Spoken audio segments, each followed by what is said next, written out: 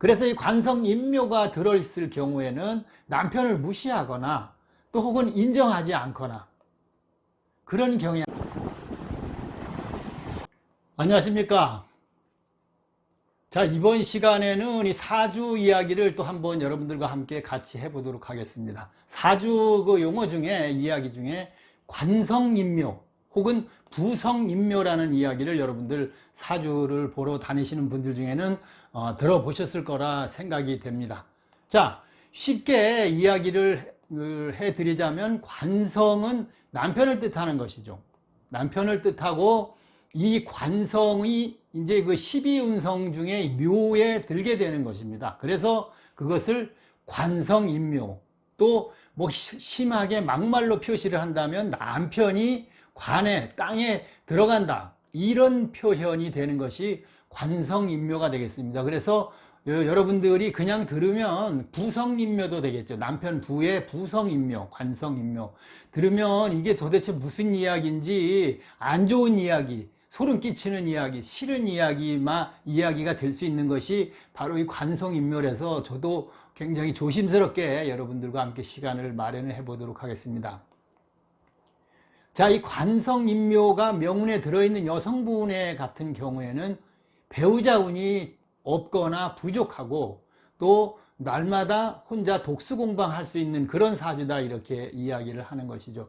결혼 생활이 늘상 항상 삭막한 그런 결혼 생활을 한다, 이렇게 표현을 할 수가 있습니다.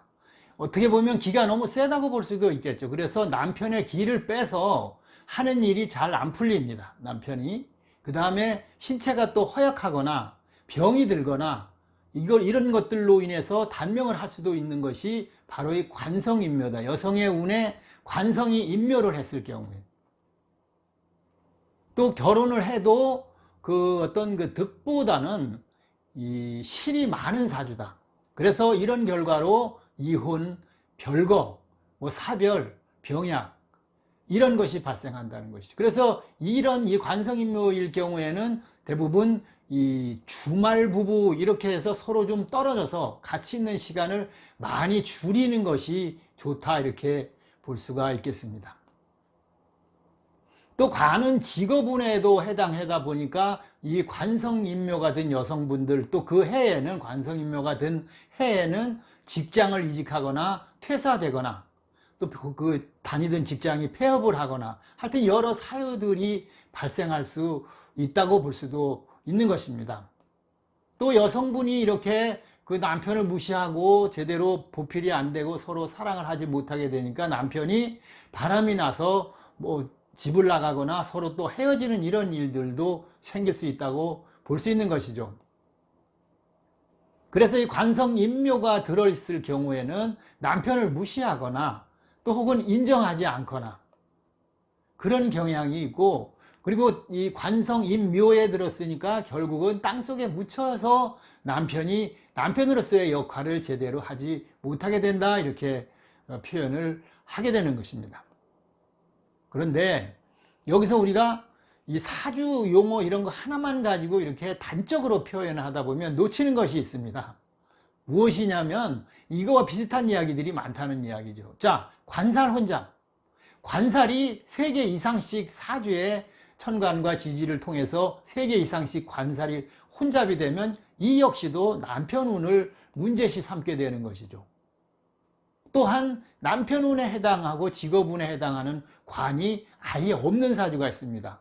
무관사주라고 이야기를 하죠. 이것도 역시 남편 운과 관계되는 그런 사주가 되겠습니다. 이 얼마나 많은 분들이 이런 사주에 해당하겠습니까? 그럼 이런 사주를 가진 분들은 다 남편 운이 없냐? 이것은 어쩌면 새치혀의 말장난일 수도 있고, 만약 이것이 잘 맞으면 어떻게 보면 소름이라고 이야기도 할 수 있겠지만, 그렇지 못하다면 남의 가슴에 못 박는 격이니 어찌 이 새치혀를 함부로 놀릴 수 있겠습니까?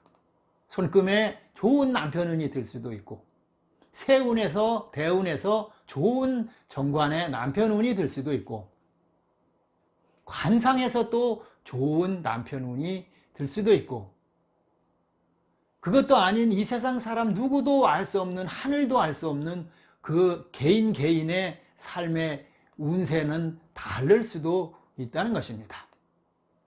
자, 그럼 도대체 어떤 경우에, 내 사주에 어떤 경우에 관성이 임묘하거나 부성이 임묘하는가? 이것은 여러분들이 쉽게 이해할 수는 없기 때문에 제가 표를 만들어서 같이 첨부를 해 드릴 테니까 수도업을 시키고 정리시킨 다음에 천천히 자신의 사주와 비교를 해서 찾아보시기 바랍니다. 자, 갑과 을일 경우에는 신축이 이제 이 관성임묘가 되겠습니다. 그 다음에 병정일 경우에는 임과 진이 관성임묘가 되고, 무기에 해당할 경우에 을미가 이제 바로 관성의 임묘가 되는 것입니다. 경신일 경우에는 병과 술이 관성의 임묘가 되고, 임계일 때는 무술, 무진이 관성임묘다, 이렇게 이야기를 할 수가 있겠습니다. 즉 을축일, 병진일, 기미일, 경술일, 임술일주, 일주 기준으로 봤을 때 이 일주들이 바로 이 관성임묘, 부성임묘가 되겠습니다.